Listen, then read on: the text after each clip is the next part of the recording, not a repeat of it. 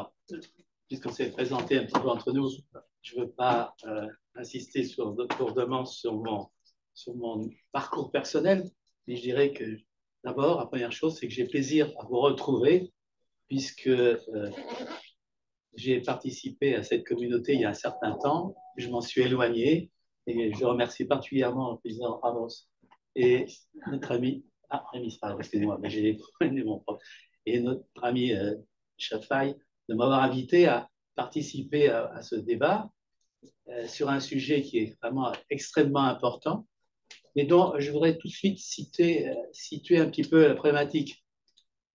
On a entendu, je crois, un exemple extraordinaire qui est celui de Lyon, et je crois qu'il faudrait insister sur le fait que administrativement, Lyon est la première métropole qui a modifié son territoire administratif pour devenir ce qu'on pourrait appeler en géographie une aire métropolitaine. Et ça me paraît essentiel parce que quand on voit, en particulier dans l'opération des 100 villes bas carbone, il y a des disparités administratives qui vont certainement perturber les comparaisons entre résultats. Et Lyon, je crois, a été initiateur au niveau historique d'avoir la première accepté de modifier et de dissoudre le département dans la métropole. Et je pense que le mouvement n'est peut-être pas encore arrivé à terme.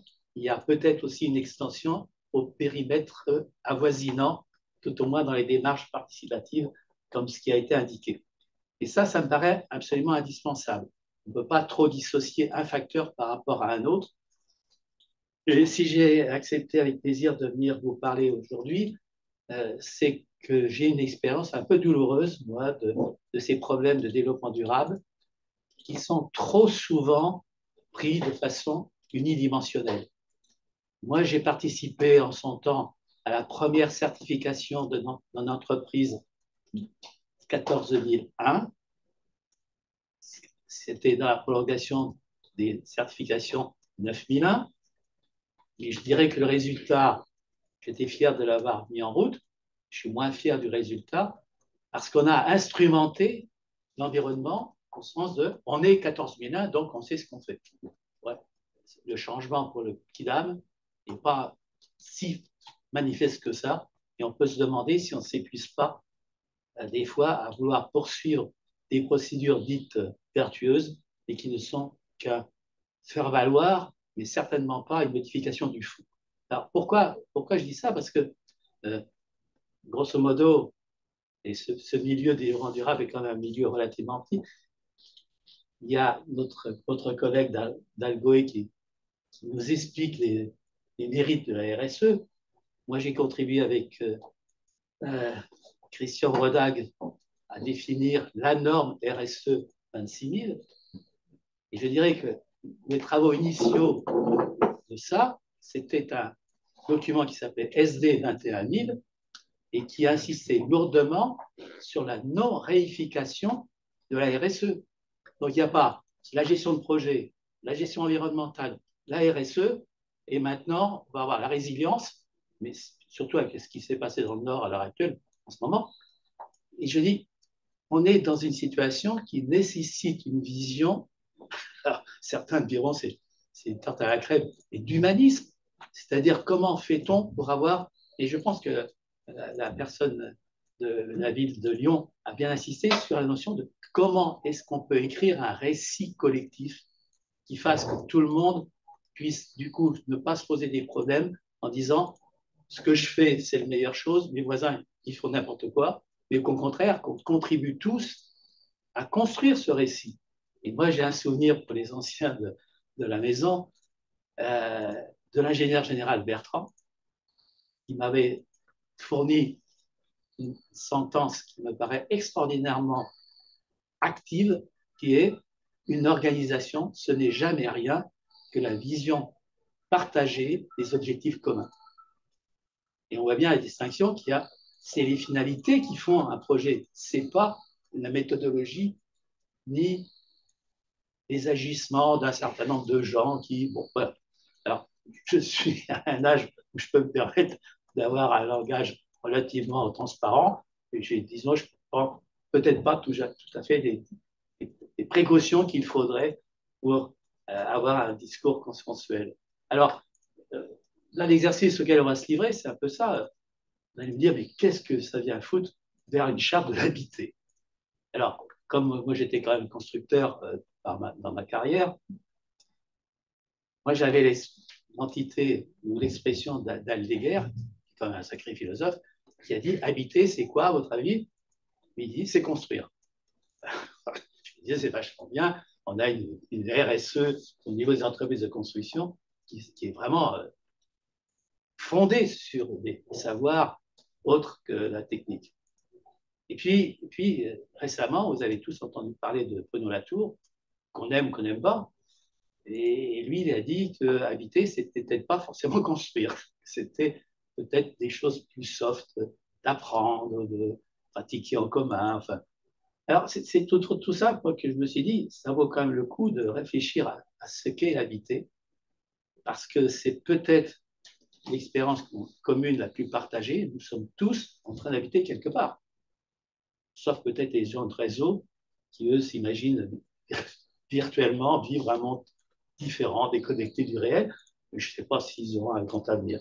Alors, oui, pardon, ça va, donc l'idée du parcours qu'on va faire ensemble, sur lequel je ne prétends pas du tout avoir la remède, et c'est plutôt essayer de partager avec vous les différents éléments qui font que j'arrive à une certaine conclusion, mais qui ne sera utile que si elle devient partagée et partageable surtout. Alors, ce contexte, on le connaît tous, on l'a répété, votre collègue Laloué mettait les graphiques carbone 14, etc. Carbone 4, pardon. Non, c'est gratuit. Mais grosso modo, je pense qu'on a florès de solutions. Et là aussi, tout à l'heure, j'ai tiqué un tout petit peu, on met le carbone en avant. Je suis d'accord, le GIEC dit carbone. Sauf que le GIEC n'a jamais dit que pour calculer le carbone, il suffisait de calculer une fois pour toutes par une méthode et puis qu'on ne s'occupait pas du reste. Le carbone, on ne peut pas le réduire si on n'a pas un impact sur d'autres facteurs. Et grosso modo, moi, initialement, je suis quand même partisan de ce qu'on appelle une approche systémique. Et la systémique, c'est pas dire que c'est complexe, donc on ne sait pas ce qu'on va en faire. C'est tout simplement pour dire qu'aucune solution ne peut être unidimensionnelle.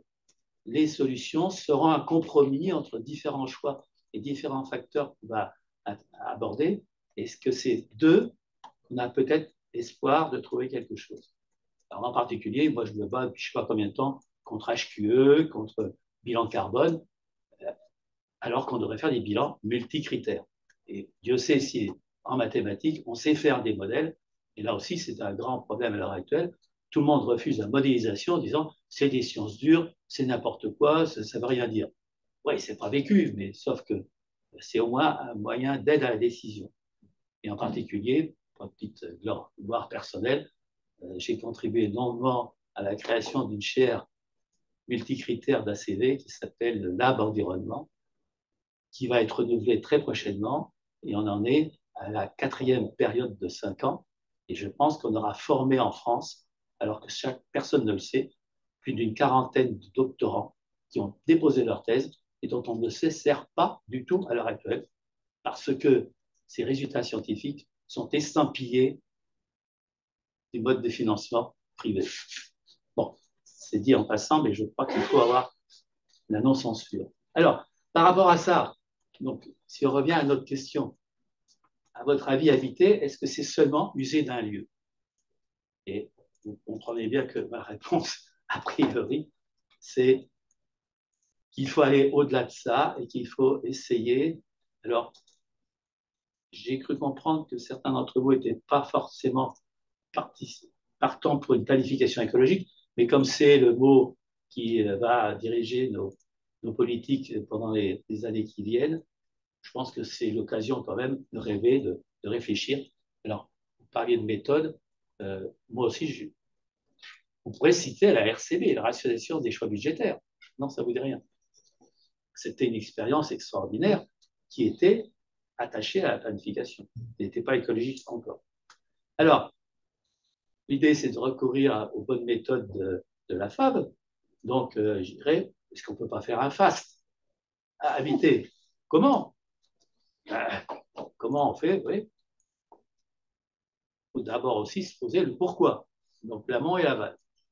Alors, pour chacune de ces directions, on peut, des visiteurs incongruents, on peut dire que comment, ben, c'est pour habiter, il faut mobiliser du foncier, des matériaux, de la main-d'œuvre, de la consommation. C'est un acte physique et c'est extrêmement consommateur de ressources.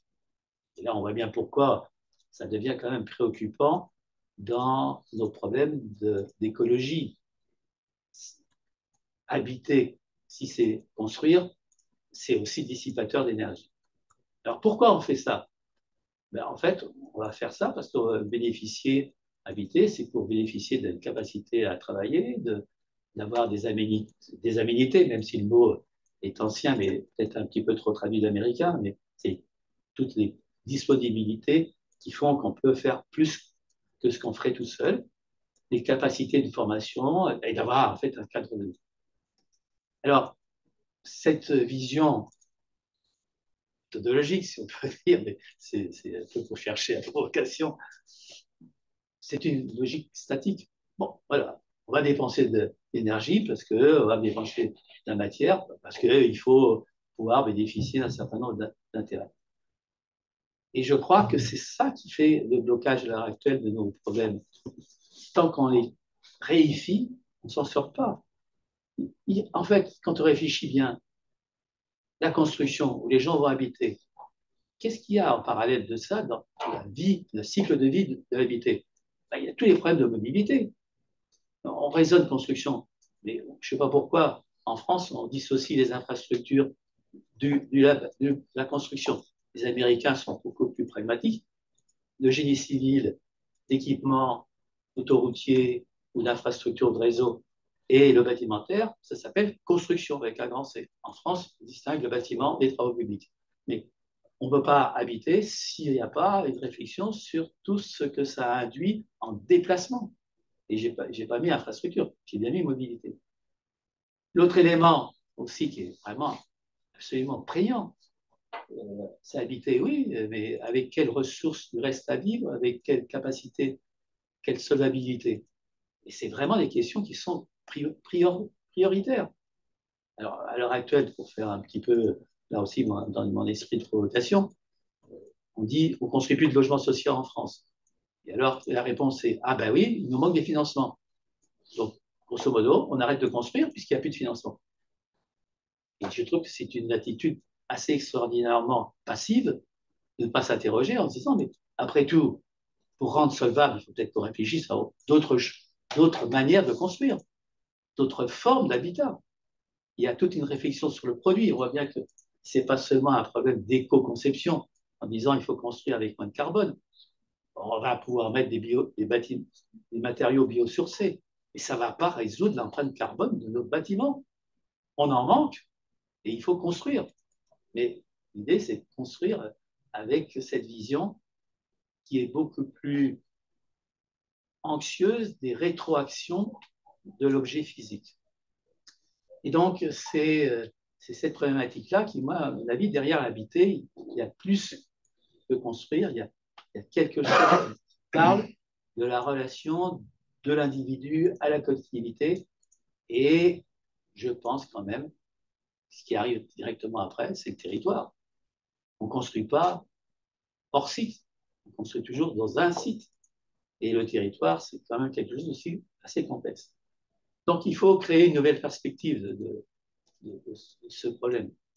Alors, cette perspective, elle est quoi? C'est une logique dynamique. Je pense que notre problème majeur, c'est qu'on s'est toujours attaqué à des situations un petit peu figées, alors qu'on est devant, à l'heure actuelle, une situation qui est en évolution permanente. Et c'est pour ça que moi, j'appelle ça une logique dynamique. Habiter, c'est quoi dans cette dynamique? Ben, c'est, en fait, l'habiter, ça parle à une communauté et ça relie un territoire. Et c'est cette relation qui est une relation qui n'est pas constante, qui n'est pas stable, qui est en mouvement, qui est en devenir.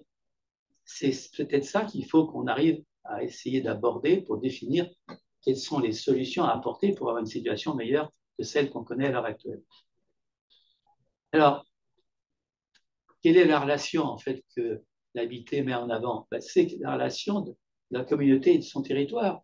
On habite parce qu'on veut tirer avantage du territoire. Ça me paraît absolument indispensable. Et ça, je dirais que on a perdu de vue. On se met en communauté parce qu'on veut avoir une mutualisation des moyens, parce qu'on veut avoir plus d'effectivité sur le résultat des actions qu'on entreprend.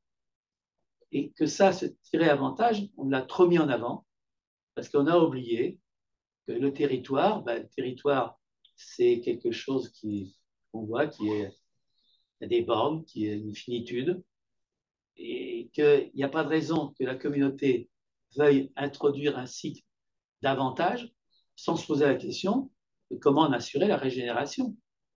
Et ce n'est pas un vain mot, la régénération. D'ailleurs, je crois que tout à l'heure, il y aura une entité qui va parler de la régénération en région, je crois. Et c'est ça qui devient habité, ça va être cette espèce de circularité qui fait que chacun se retrouve dans une communauté qui accepte de vivre dans un territoire intelligemment et en tirant un profit collectif sans aller à la catastrophe de l'épuisement. Donc ce changement d'échelle, c'est en fait que le territoire, contrairement à ce qu'on pourrait imaginer, présent normalement dans tous les projets. Moi, je vous mets au défi de me donner un projet qui n'y a pas aucune incidence sur le territoire. Et c'est ce découpage, je pense que moi j'ai le premier à en souffrir. On a toujours considéré que les constructeurs étaient des bétonneurs, ils sacrifiaient l'environnement. Mais alors que ce métier de constructeur, il est au cœur de tout projet individuel pour habiter, individuel pour travailler, plus largement collectif quand c'est une entreprise. Une entreprise, elle ne peut pas être indépendante du lieu de fabrication, du lieu de ses bureaux. Il y a une dimension territoriale de l'entreprise qui est son fondement même. Les entreprises virtuelles, je dirais qu'elles ont un avenir, à mon avis, assez éphémère. Et on voit bien un peu le problème des startups. Donc, ce que je crois devoir affronter à l'heure actuelle, tous ensemble, c'est comment construire cette interaction, ce cycle. Et là, on est bien dans le systémique, c'est-à-dire que c'est un devenir, ce n'est pas du tout une situation figée qui va être solutionnée de façon définitive. C'est une dynamique qu'on doit créer pour la reconstituer. Alors, ce que je vous propose, et sur lequel j'aimerais qu'on ait une longue discussion, parce que ce n'est pas le tout de proposer un schéma, faut-il encore le mettre en œuvre. Donc, de mon point de vue, habiter, c'est d'abord une gouvernance. Alors, le mot gouvernance, on n'a pas trop soulevé jusqu'à présent. Je ne veux pas rentrer dans l'exégèse de ce mot. En fin de compte, ce que je veux dire, c'est que ça concerne le niveau individuel, ça concerne le niveau collectif, et que c'est comment ça s'articule entre les différentes dimensions, soit personnelles, soit communautaires. Au niveau individuel, c'est que ce problème-là, c'est un problème de tous et à chaque instant. Ce n'est pas du tout un problème ponctuel qui va être résolu pour une génération. Non, c'est un problème qui doit être en permanence agité, en permanence questionné. Et ça demande une responsabilité de chacun. C'est pas facile de se remettre en cause. Hein. C'est tellement facile de vivre sur son périmètre et ses prérogatives. Au niveau collectif, c'est en fait, et l'exemple de la ville de Lyon le montre, c'est comment instruire une décision. Une décision, ça ne se prend pas de façon unilatérale, et surtout comment on partage les résultats.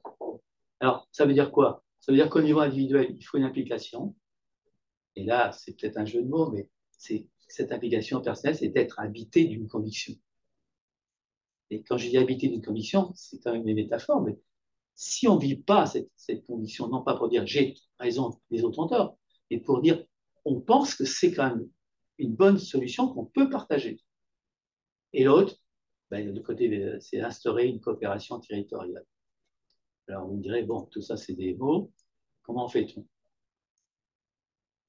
Alors, on va reprendre notre point central qui est le territoire. Et moi, le territoire, je le définis d'une façon très particulière. On peut donner des tas de solutions, on peut parler de racines, etc. Moi, pour moi, le territoire, c'est l'espace de nos projets. C'est beaucoup plus dynamique et beaucoup plus tourné vers l'avenir que de vouloir parler d'appartenance à une région ou à des ancêtres ou à une singularité qui s'oppose toujours à une autre, donc il n'y a aucun intérêt à la mettre en avant. Alors, ce territoire, ben, en fait, c'est le lieu où se rencontrent des individus et une communauté. Et que le problème, ça va être comment ces deux entités vont être capables de vivre en tirant parti, mais sans porter préjudice à ce territoire. Alors, la responsabilité de la communauté, ben, en systémique, c'est d'assurer une pérennité. Je veux dire, là, il n'y a pas d'autre finalité que ça, hein, c'est faire que la communauté puisse perdurer. Pas du tout en termes de fossilisation, mais en termes de continuer à avoir une dynamique de vie, de vécu. Pour ce qui est des individus, ben, je vais utiliser un terme un petit peu ancien qui fait un peu passer de mode, mais c'est un comportement qu'on dit vertueux. Alors, je sais que c'est plus tellement quelque chose qu'on met en avant, et pourtant, quand on réfléchit bien, je ne vois pas comment on peut qualifier autrement le comportement humain, sinon qu'il réponde à des vertus. Alors, cette relation doit faire la correspondance sur le territoire entre la communauté et l'individu. Mais comment il va se faire? Eh bien, il va se faire justement par les projets. C'est à chaque instant des relations qui s'établissent entre les deux entités, individus et communauté. Ce sont les projets qui sont en cours.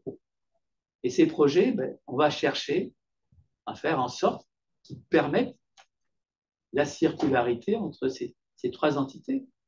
Le projet va être le moyen de faire se correspondre l'individu et la communauté sur son territoire. Alors, ça induit au fait que la responsabilité en fait d'un projet, c'est pas de dégager uniquement une marge, mais c'est de répondre à des finalités. Et je pense que c'est quand même quelque chose d'absolument indispensable.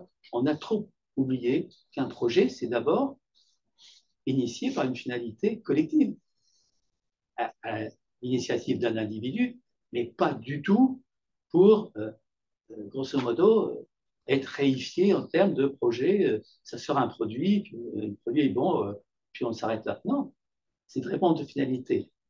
Et en particulier, pour ceux d'entre vous, puisqu'on parlait tout à l'heure de normalisation, je pense que le mal actuel des normalisations, c'est de normaliser un état des lieux, de garantir des corporations, de garantir des privilèges, mais pas de fixer une norme de finalité. À l'heure actuelle, je suis quand même sidéré que quand on regarde les certifications de gestion de projet ou de gestion environnementale, et je ne parle pas de la certification de la FAB, pas du tout, hein, mais, et on peut très bien faire une bonne gestion de projet avec un produit qui ne sert à rien. Je dis, non, mais moi, je peux me permettre ça parce que je n'ai pas grand-chose à perdre. Mais si on regarde bien avec recul des tas d'applications de projets qui sont dites vertueuses en termes de procédures respectueuses des règles de bon usage et qu'on n'en voit pas du tout l'utilité, je pense qu'il y a un vrai problème à ce niveau-là. Donc, l'histoire des projets, c'est les projets, il faut qu'ils puissent avoir des caractérisations qui fassent, qui contribuent à faire correspondre l'individu et la collectivité sur son territoire. Alors, on dirait, c'est quoi la pérennité? Alors, la pérennité, on pourra en discuter, et puis je pense que ça serait bien qu'on puisse vraiment engager une discussion de fond. Moi, je le caractérise par ce slogan. La pérennité d'une communauté, c'est sa compétitivité, sa convivialité, pour autant qu'elle prenne en compte le changement à tout moment et un consensus. Alors, l'idée, tout à l'heure, on parlait au niveau scientifique, ça ne sort pas de nulle part, sans pouvoir en discuter, mais je dirais que là, c'est plus son petit comité pour faire ce travail universitaire de qu'est-ce qui fait qu'on puisse résumer une communauté à travers ces 4 dimensions. Alors, je suis ouvert à la discussion et il faudra qu'on en discute, mais on peut prendre ça déjà pour simplifier un peu la discussion. Alors, ça correspond aussi au niveau individuel à 4 dimensions qui sont, ça fait vieux jeu, ça fait un peu particulier. Je ne sais pas si certains d'entre vous connaissent ce que sont les vertus cardinales. J'ai l'impression. En économie, c'est pourtant les thèses économiques de thomistes. C'est l'application, c'est la force de quelqu'un, il a toujours quelque chose à faire pour contribuer. Sa prudence, c'est de faire très attention à la continuité du temps. Ensuite, au niveau sobriété, c'est bien la mode. Hein. Je crois que maintenant, on est tous d'accord qu'il faut qu'on fasse des projets beaucoup plus sobres, y compris dans l'usage que l'on en fasse. Et puis, avoir une certaine justice. Alors, vous me direz, bon, c'est bien beau, mais en fin de compte, à quoi ça conduit? Ça conduit au fait que, du coup, moi, j'ai l'impression qu'il faut qu'on vérifie, qu'il faut qu'on partage, qu'il faut qu'on discute, qu'on peut contredire, mais avec des arguments à ce moment-là qui seront partie prenante de la co-construction à 4 dimensions. Un projet ne peut plus s'envisager indépendamment d'avoir analysé et explicité les réponses que l'on fasse à ces 4 dimensions qui sont bien sûr la dimension économique, ça je crois que ça va de soi, sauf que il faut qu'il y ait une dimension temporelle. Aucun projet ne peut être envisagé maintenant s'il n'y a pas une mise en perspective de savoir qu'est-ce qui va devenir. Et en gros, je ne sais pas, mais je ne pense malheureusement pas que Apple, quand il a fait son iPhone, il ait pris en compte les effets dévastateurs de l'iPhone sur le comportement d'aménagement du territoire. Tout ce que ça a eu comme impact sur la modification de l'infrastructure de commerce, de logistique, etc. On voit bien que tous les projets doivent avoir une dimension économique, une dimension temporelle, une dimension inclusive. Et ça, je pense que c'est le slogan de la FAV. Il a toujours été dit qu'un bon projet, c'est d'abord une bonne nomenclature des parties prenantes et de la prise en compte de leur point de vue. Et puis, la dernière dimension, c'est bien sûr celle qui arrive maintenant, mais qui de tout temps aurait dû être prise en compte, c'est la dimension écologique. Alors, vous me direz, bon, c'est déjà peut-être une vision plus positive de dire un projet, ça peut s'analyser obligatoirement, si tout le monde a une idée d'accord, autour de ces 4 dimensions, sachant qu'elles interpellent à la fois ceux qui la mettent en œuvre, puis ceux qui vont en bénéficier au niveau de la communauté. Alors, pour vous montrer la dimension écologique, qu'est-ce que ça a comme incidence? C'est sûr que des individus, des spécialistes vont devoir faire de l'éco-conception. Aucun projet ne peut maintenant échapper à une éco-conception. Et l'éco-conception, ce n'est pas une labellisation. Hein. L'éco-conception, c'est une méthode de modélisation du cycle de vie, c'est une modélisation des scénarios d'usage, de type de clientèle, etc. Et je pense qu'à l'heure actuelle, toutes les industries de pointe commencent à comprendre que l'éco-conception est absolument synonyme des dimensions écologiques. Et ce n'est pas du tout un problème de comportement, c'est un problème de science. Il faut savoir mesurer les impacts qui seront toujours inhérents à n'importe quel projet. Il n'y a pas de projet qui n'auront pas d'impact. Ce n'est pas vrai, ce n'est pas possible. Par contre, le problème, c'est de les minimiser. Par contre, ça ne suffit pas. Ce n'est pas parce qu'on aura fait un produit éco-conçu qu'il sert à la collectivité. Et donc là, il y a une dimension particulière relative à cette dimension économique, c'est est-ce que ce projet est pertinent pour la collectivité? Et cette analyse de la pertinence, ce n'est pas une analyse des impacts, ce n'est pas une analyse de faisabilité, c'est tout simplement de savoir si ce projet va modifier au niveau systémique l'état de la communauté et de son territoire.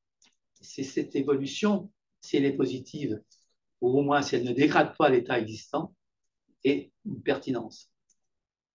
Et le troisième, parce que je pense qu'il faut avoir cette explicitation à chacun d'entre nous du devenir de ce produit, c'est donc d'avoir une trajectoire. Et je ne pense pas être caricatural en disant que je ne connais pas beaucoup de projets qui puissent être déclinés suivant ces quatre, qui a été décliné suivant ces quatre dimensions. Et là, on a un travail, je pense, et là, je rejoins ta remarque, méthodologique. L'idée, c'est comment est-ce qu'on peut maintenant faire en sorte que chacun des projets, qu'ils soient individuels ou collectifs, puisse être aidé par une grille d'analyse de sa consistance articulée autour de ces quatre dimensions et des conséquences que ça a. Vous voyez qu'on pourrait faire la même chose en dimension économique. On verra apparaître entre les relations entre le projet, la communauté, l'individu, un élément d'action. Donc, moi, j'arrêterai là mon propos parce que je pense que l'idée, c'est en fait d'avoir cette gouvernance territorialisée de tous les projets. Parce qu'il y a quand même un élément que peu de gens mettent en avant. Bien sûr, il y a des ethnologues qui sont un peu bizarres, qui nous disent qu'il faut. La nature, c'est une partie prenante. Moi, la nature, je n'ai jamais vu le territoire interagir avec les gens. Le territoire ne réagit qu'aux actions des gens. Donc, le territoire, c'est une entité qui est ce qui est, mais ce n'est pas une partie prenante au sens habituel des termes, sauf à faire en sorte qu'on fasse ce qu'on dit là, c'est-à-dire qu'on en tienne compte pour le régénérer. Mais le territoire, pour moi, c'est surtout une gouvernance territorialisée de tous les projets. Et que c'est peut-être ça une clé éventuelle. C'est peut-être une présomption, mais je pense que c'est une clé d'avenir de regarder dans tout projet sa dimension territoriale à travers ces quatre dimensions. Alors, en fait, moi, ce que je vous proposerais, je pense qu'on est plusieurs à œuvrer dans ce sens-là, c'est est-ce qu'on ne peut pas essayer ensemble d'élaborer cette charte? Parce que là, ici, c'est une esquisse, mais est-ce qu'on peut en discuter? Est-ce qu'on peut y voir une certaine capacité d'œuvrer ensemble et de faire en sorte que à l'Agora de Lyon, par exemple, parler de méthode, de voir avec eux leur point de vue. Mais tout ça, ça revient bien à la question initiale. C'est surtout qu'il nous faut apprendre à vivre un territoire. Voilà. Non, je pense que j'étais assez provocateur pour attirer des réactions, mais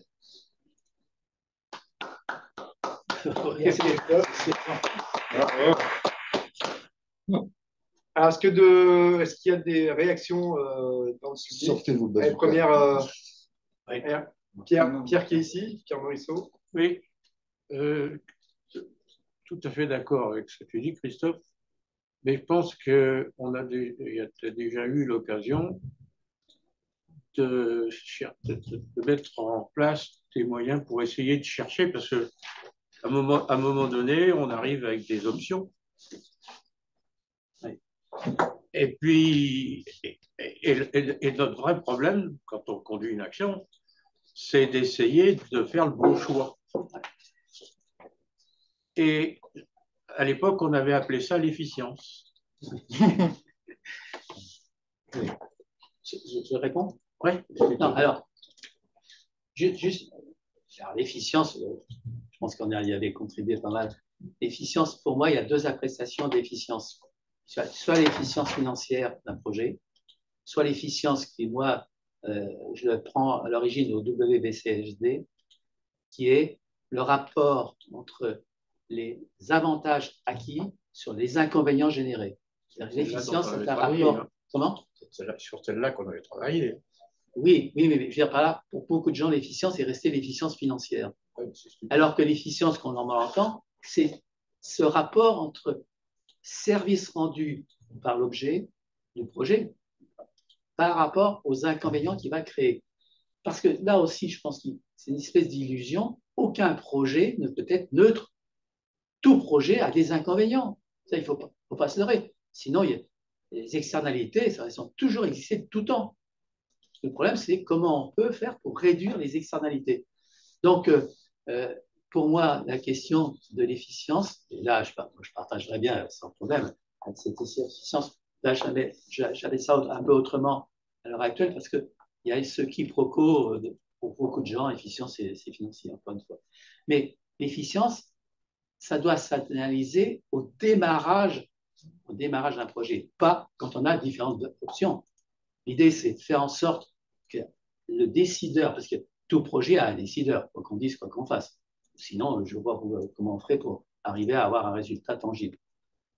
Il faudrait qu'un décideur puisse avoir une grille d'analyse de mon idée, parce qu'il a toujours une certaine idée de qu'est-ce qu'il va faire. Comment cette idée va impacter ou pas le territoire où il y a des individus et des communautés à terme. Et que c'est en fonction de l'évaluation des plus et des moins qu'il doit prendre. Alors les Américains, j'aime bien ce terme, ils vont lancer le projet. C'est inception. Alors en France, on n'a pas ça en France. On dit on a un programme, mais un programme, c'est une étape précisée à un certain nombre de projets, en particulier immobiliers. Quand je pense à notre collègue de la SNCF, un programme, on a beaucoup à faire à l'heure actuelle. Il y a peu de programmes qui sont bien faits, en règle générale, à l'exception de la SNCF. Non. D'accord. Non, mais je pense que la première étape, c'est déjà, on définit très mal la question posée. Et je pense que la pertinence, ça va au-delà. À cette question, est-ce que cette question est pertinente par rapport à tellement d'autres objectifs sur le territoire à mettre en œuvre? Donc, voilà, moi, la pertinence. Alors, pour ceux d'entre vous, moi, j'ai beau, tout à l'heure, j'ai vilipendé la normalisation. N'empêche qu'il y a quand même à l'heure actuelle des essais, et je travaille avec Christian Bredag à l'heure actuelle sur un certain nombre de normes au niveau étatique qui commencent à prendre conscience qu'il y a des normes sur ces domaines-là dont les Chinois sont en train de s'emparer. Et eux, ils ont bien compris quel était l'intérêt d'une norme prospective et non pas d'une norme d'action immédiate, mais en termes de préparer une dynamique de progrès. Cette norme, c'est la 37109, où pour la première fois, il a quand même été indiqué que tout projet devait faire d'abord l'objet d'une étude de pertinence. Alors, c'est associé avec la notion de l'inventaire des parties prenantes, l'alignement des acteurs et, en termes de trajectoire, que tout projet d'aménagement devait être accompagné d'un digital twin pour permettre son évolution dans le temps, le suivi de son évolution. Parce qu'on fait un projet, l'équipe s'en va, il vit, et puis il faut qu'il bouge, puisque jumeaux numériques. Oui, mais jumeaux numériques dans le sens d'avoir tous les logiciels qui ont permis de dimensionner le projet, permettant de réactualiser le projet avec les mêmes modes de calcul. Parce que sinon, si on repart de zéro, on peut se dire n'importe quoi, des simulations numériques. Donc voilà, je ne sais pas si c'est plus clair, mais il y a des préfigurations, c'est des choses qu'on pourrait faire passer au niveau collectif. Merci. Je ressens dubitatif. Mais non, mais il y a une autre question. Hein. Mais, oui. Oui, je vais intervenir, Stéphane Ducret. Dans votre schéma, je suis tout à fait d'accord sur l'approche systémique. Il y a deux réalités qui me semblent aujourd'hui doivent prendre en compte, notamment dans le terme de gouvernance. C'est qui prend le leadership au niveau du territoire, donc le politique, c'est quelle politique. Et comme le disait la personne de Lyon, il faut simplement un territoire, il y a des micro-territoires qui ont des réalités différentes, des besoins différents, alors des besoins individuels et des besoins communautaires, parce que moi je l'appelle collectif. Donc, oui, ça c'est le premier point. Et le deuxième point, c'est la temporalité. Aujourd'hui, et ceux qui regardent LinkedIn, etc., enfin, qui lisent la presse, la difficulté de la production du logement, elle renvoie aujourd'hui à une urgence. Et dans l'urgence, pour avoir mené des politiques publiques, pour avoir fait du PRU comme vous, euh, on s'aperçoit qu'effectivement, il faut du temps en amont. Il faut avoir une approche, il faut savoir pourquoi faire, il faut savoir comment c'est habité. Et un habité, c'est la mobilité, comme vous l'avez dit, ce sont les aménités. On a fait la toilette du souvenir du Covid. C'est-à-dire que pendant le Covid, il y a eu énormément de colloques. Moi, je prenais ma voiture pour aller sur des résidences en banlieue, sur du logement social. Et ben, permettez-moi de vous dire qu'au bout d'un kilomètre à pied, j'avais rien. Donc, j'étais obligé de prendre ma voiture. Donc, j'étais obligé. Ça, c'est un point important. Donc, il y a cette temporalité qui est liée à l'urgence, qui est liée aussi à la décision politique de ce que, et politique avec un S pour le coup, de ce que l'on veut faire du territoire, de ce que les décideurs veulent faire du territoire. Et ça, je pense que dans le modèle que vous proposez, qui me semble être un modèle, je dirais, idéal, c'est ce qu'on a essayé de faire avec le renouvellement urbain. Et le renouvellement urbain, on a vu on avait travaillé l'aménagement, c'est-à-dire qu'on a travaillé les voiries, on a travaillé la dimension du bâtiment, et on a complètement oublié les hommes et les femmes qui habitaient. 99% des résidents des quartiers démolis voulaient rester sur leur quartier. On n'a pas créé de commerce, on n'a pas créé, on a été lauréat d'un Atismons, on était lauréat du projet de renouvellement urbain, on avait tout, on avait négocié avec le supermarché pour avoir un prix au panier qui était accessible, on était dans cette démarche de ferme. Quels sont les premiers acteurs qui ont quitté le territoire? C'est la Poste, c'est l'État, ce sont les services publics. Et les gens se sont retrouvés. On a créé des maisons de santé parce qu'il n'y avait plus de médecins. Et on a travaillé avec un promoteur privé, avec le maire, pour avoir des financements. Donc là, on était dans un... Mais ce qui, dans le modèle, c'est comment vous intégrer dès le départ cette dimension humaine qui est la temporalité, parce qu'on est généralement le jour d'une vie, et la décision politique de faire. Non, mais moi, je suis d'accord avec vous. Et tenez surtout, en France aussi, malheureusement, on ne fait jamais de retour d'expérience. Parce que, je dirais, au ministère, il y a quand même des coffres-forts d'idées géniales qui ne sont pas exploités. Donc, bon, ça, c'est en passant. Non, moi, ce que je dis, c'est tout simplement que c'est un problème de volonté collective en se disant il nous faut commencer à faire ça comme ça, et pas, on ne va pas arrêter le temps. Et l'urgence du moment, il faut qu'il y ait des réponses urgentes. Mais on parle d'économie circulaire. Bon, alors maintenant, c'est toute opération neuve, et ça va vite. Hein. C'est assez étonnant. Il faut qu'il y ait tant de pourcentage de revêtement de sol qui soit réutilisable. Mais qui parle de la structure réutilisable? Alors on dit que c'est des bâtiments réversibles. Alors il y a un certain nombre de constructeurs qui sont vachement contents parce que transformer un bureau en logement, ça vaut presque aussi cher que de le construire neuf. Bon, ça c'est pas ça. Mais au-delà de la réhabilitation, quand elle sera obsolète, qu'est-ce qu'on fera? Moi je pense que dans ma vision, moi c'est qu'on se mette d'accord maintenant à faire travailler des techniciens sur comment fait-on des bâtiments démontables et pas des bungalows. Hein. Non, non, mais à l'heure actuelle, voilà, ça existait. Non, ça n'existait pas. Non, mais ça existait. Moi, je peux vous prendre l'exemple à Rouen, où on était sur des logements modulables, où j'étais en capacité de transformer, et ça pour les personnes âgées, pour les personnes handicapées, c'est déterminant, où on a besoin d'avoir les toilettes dans la salle de bain. Et là, on va vraiment parler du produit, de sa finalité exactement. Vous parlez du G, de notes. Mais sauf que l'offre, ça cramait et que les gens. Oui, mais il faut parler de tout. Oui, je veux bien. Non, mais ça a cramé, mais on peut le reprendre, historiquement. Mais il a cramé. Après, il y a des problèmes d'entretien, il y a des problèmes et puis il faut savoir pourquoi il a cramé. Non, mais je suis métallier. C'est-à-dire que pas de souci. Mais ça veut dire que en fait l'idée elle existe. Non, l'idée n'existe pas. Non, honnêtement, la preuve, c'est que l'autre a fait ça. Il s'est défoncé personnellement à sa vie privée pour faire ça. Et le résultat, c'est qu'il a fait que les expériences qu'il a pu mener, les personnes les a reprises. Oui, parce qu'il n'y a pas eu date, puisque dans le modèle, pour moi, ce qui manque aujourd'hui, et si on veut arriver à une décarbonation en 2030, c'est l'industrialisation de ces micro-expériences. Parce que tant qu'on sera uniquement sur de l'expérimentation et du pilotage, me semble-t-il, on sera toujours en train de courir après la carotte. Hein. Et donc, l'idée, c'est quand même, c'est comment on arrive à industrialiser ces idées-là de manière à ce qu'à un moment donné, on soit dans de l'accélération, qu'économiquement, parce que derrière, on n'a pas que des mécènes, donc il faut qu'ils gagnent de l'argent, il faut qu'ils margent. Et donc, c'est comment on fait gagner de l'argent pour que ces entreprises elles continuent à vivre et à créer si vous voulez. de la valeur. Alors ça, c'est un sujet que moi, je me préoccupe depuis très très longtemps. En France, on est monoculture du matériau. Lotz a fait l'erreur de tout faire avec Saint-Gobain et de faire du métal.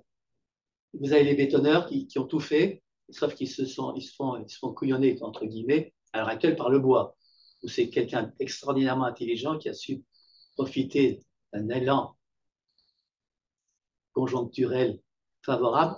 On va construire tout bois. Mais pareil, on verra dans 15 ans des bâtiments tout bois qui vont être catastrophiques. Le problème, déjà, mais je voulais être prudent. Je pense que le vrai problème de fond, c'est qu'en France, on marche en silo. Vous avez les bétonneurs, les métalliers, les bois, la construction chimique qui ne travaille plus là-dessus maintenant, et qui avait essayé de faire, BASF avait travaillé sur l'habitat en plastique, etc. Et le problème qui est proposé là, c'est de dire qu'il n'y a pas de solution miracle. La seule solution viendra d'une coopération entre acteurs qui acceptent de respecter des règles communes, des règles de bon sens. Parce que quand on dit qu'un projet, c'est 4 dimensions, voilà, c'est presque une tautologie pour ceux qui veulent prendre un peu de recul. Normalement, ça devrait être ça. Mais le problème, c'est que, étant donné qu'on ne dit pas à l'heure actuelle qu'il faut qu'on passe d'abord par cette industrialisation du mental et qu'on aura des produits industrialisés. Et le problème de fond, c'est ça. Il y a une logique économique de branche. De branche. De branche. Vous avez d'un côté, vous avez le silo des architectes, vous avez le silo des promoteurs, vous avez le silo des politiques. C'est pas des branches. Et là, enfin, une logique. Oui, des acteurs. Des acteurs, mais qui sont sur des logiques de branche et qui, quand on les voit ensemble, quand on discute avec eux, qui sont ouverts au fait qu'il faut travailler ensemble, qu'il faut avoir une vision globale. Mais quand on est sur la réalité et qu'on est dans l'épreuve de la réalité, on voit cette difficulté à comprendre, avoir une finalité globale et comprendre ce que l'autre veut. Emmener un architecte après 5 ans sur sa résidence en disant regardez comment elle vit, et fort de cette expérience-là, comment vous allez pouvoir élaborer un nouveau produit en termes de hall collectif, en termes de logement. On construisait des cuisines en face des fenêtres des salles de bain. Non, mais en vis-à-vis. Mais vous êtes d'accord que ce problème-là vient de l'enseignement d'abord. Oui, mais c'est. Non, mais on est dans une logique de corps en France. Oui. Ce que je vous propose, on aura un petit, justement une petite fenêtre. Et voilà, Roger nous a rejoint, il nous expliquera aussi un petit peu cette vision, les difficultés qu'on peut avoir par rapport à des métiers, des corps qui sont un peu inscrits. On reviendra sur ces sujets. Peut-être, oui. Juste une phrase à propos de gouvernance que vous demandiez. Quelle gouvernance? Est-ce qu'on est obligé d'avoir une vision d'une gouvernance unique et centralisée, jacobine et universelle, ou est-ce qu'on va se définir pour chaque projet la gouvernance qui va bien? Je suis d'accord. C'est ça. Oui, mais je pense que si on prend sur le papier, oui, mais quand je vais prendre juste l'Île-de-France, les EPCI, lorsque vous avez autour d'une même table 12 élus qui doivent prendre une décision collégiale, ne serait-ce que pour faire du logement social, de manière à ce qu'on désengorge la ville-préfecture sur les autres communes et qu'on voit la difficulté que l'on a, et qu'on va vous dire après, oui, d'accord, on va faire du logement social, mais on va faire plutôt telle catégorie de logement social, alors qu'il n'y a pas de marché. Non, parce que c'est aussi, on va construire là où il n'y a pas de marché, ou s'il y a un marché, il faut le créer. Comme disait ma grand-mère, on n'attire pas les mouches avec du vinaigre. Ça veut dire que derrière, il va falloir travailler sur une analyse systémique du besoin, c'est-à-dire école, crèche, loisirs, si on veut faire venir des jeunes cadres qui vont s'amuser, qui vont faire vivre. Moi, j'ai vu des élus qui ne voulaient pas de logement social, qui aujourd'hui n'ont plus personne dans leurs écoles, ont une population vieillissante et qui veulent faire du logement intermédiaire pour attirer. J'en dis oui, d'accord, et vous leur apportez. L'accession à la propriété. Et vous leur apportez quel. Vous pouvez même du logement intermédiaire sans aller jusqu'à l'accession sociale à la propriété. Juste, qu'est-ce que vous apportez pour justement que ce soit pérenne demain? Parce qu'ils sont vivants sinon. Et du coup, par rapport à ça, moi, je vois, on a quand même beaucoup d'outils. Il y a des SRADET, il y a des SCOT, il y a des PLU, il y a des PDH, il y a des PLH. Tout ça, c'est aussi concerté, c'est-à-dire qu'il y a concertation entre politiques, diagnostic, études ménage, plein de réflexions, des échanges. Derrière, donc, les projets sont censés intégrer ces grandes orientations qui sont définies à travers ces documents de planification. Avec les projets, concertation aussi, hein, obligation de concerter, obligation de faire des études socio-économiques, obligation de faire des études d'impact environnemental, obligation de faire des enquêtes publiques pour avoir des autorisations environnementales. Donc, c'est quand même cadré. Qu'est-ce qui manque? Non, c'est cadré en réifiant chacune des actions et pas en pensant systémique. Est-ce que c'est-à-dire qu'en fait tous les outils existent, ils sont très bien, mais simplement Ils sont disjoints. Ils sont disjoints. Je pense que je n'ai pas compris qu'on parlait de bâtiment et de construction. Non, mais c'est pas très clair. Hein. Excusez-moi, mais la discussion tourne précisément autour de la construction des bâtiments. Ah ben non. Alors qu'à la suite, à la suite de l'intervention de la personne de Lyon, je comprenais qu'on avait posé le sujet de comment conduire les transitions au niveau où c'est opérationnel, c'est-à-dire le territoire. Alors, pour moi, il y a un vrai problème de fond sur cette charte. Quel est votre message? Territoire. Non, mais quel est votre message? Est-ce qu'on parle de construction?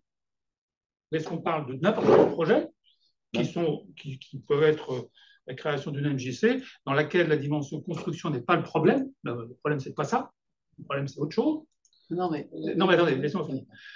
Et donc, pour moi, il y avait un vrai besoin, parce que j'interviens dans plusieurs collectivités, dans les conseils de transition écologique et autres, et je me rends bien compte d'une chose, c'est que les élus et les agents de la fonction, des collectivités d'une manière générale, n'ont pas le temps, n'ont pas le background nécessaire pour faire les raisonnements systémiques que personne ne sait faire. D'accord ? Personne ne sait les faire, donc on n'a pas à leur jeter la pierre, et que donc il est temps de trouver des approches simplificatrices. D'accord ? C'est ça le sujet. Et c'est là que, à mon avis, la FAV est légitime. Sur d'autres considérations, et surtout quand on commence à parler de branches et d'industrie, etc., on n'est pas légitime. La FAV peut se prononcer pour conduire les transitions à un niveau territorial. Il y a des méthodes qui marchent bien, qui peuvent être déduites des méthodes que prône et sur lesquelles la FAV a un mot à dire, a un retour d'expérience considérable. Et là, je suis d'accord. Et je trouve que c'est ça le sujet. Ce n'est pas le sujet de savoir si les métalliers ou les bétonneurs ont raison ou pas raison. Ce n'est pas le sujet. Et encore une fois, le raisonnement systémique, il ne faut pas jeter la pierre à qui que ce soit pour ne pas être capable de le tenir. Personne ne sait le tenir. Ok, mais c'est pas donc la question, c'est comment simplifier les choses pour qu'avec les moyens qu'on a, dans le temps qu'on a, et c'est bien l'apport mais j'aimerais bien qu'on les remette sur la table. C'est quoi l'avantage d'une démarche d'analyse de la valeur? C'est quoi l'ingénierie de la valeur? C'est ça qu'il faut remettre à jour ou remettre dans une perspective c'est la question que je posais tout à l'heure, de gouvernance territorialisée, de transition. Et effectivement, il y a beaucoup de projets, énormément de projets. Il n'y a pas assez de sous, il n'y a pas assez de ressources pour les conduire. Pour autant, il faut les conduire. Donc, comment le faire? Et donc là, c'est une méthode d'efficience et l'analyse de valeur et la FAV doit se prononcer là-dessus, me semble-t-il. Oui, mais quand même. Non, au contraire, c'est le débat. Mais je pense que l'idée, d'ailleurs, ce que j'ai essayé de vous transmettre, mais j'ai dû mal m'exprimer, c'est que ce n'est pas un problème de projet à construire, c'est le problème de tous les projets que la collectivité où l'individu fond, il y a cette dimension territoriale qu'il faut qu'il prenne en compte. Pourquoi? Alors moi, je vais vous simplifier tout à fait le raisonnement que j'ai, très basique. C'est un territoire, c'est une communauté de destin. Parce que quand on touche à des problèmes existentiels, ce qui est le cas, il faut quand même se dire, je suis dans la même barque que celui avec lequel je discute. Parce que si je suis avec le Chinois, ou si je suis avec le Parisien, ou si je suis avec je ne sais pas qui de toute façon ne fait que passer sur mon territoire, forcément, on n'aura pas les mêmes points de vue.